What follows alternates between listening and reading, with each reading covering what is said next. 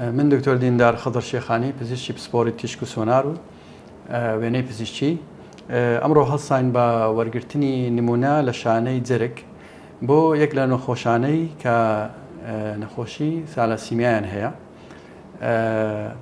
ئەو نەخۆشانە حکوومەتی هەرێم بڕیاری داوە کە ڕەوانەی دەرەوەی وڵاتیان بکە بۆ ئەنجامدانی زەرعی نوخاع، زەرعی موخی ئێسک.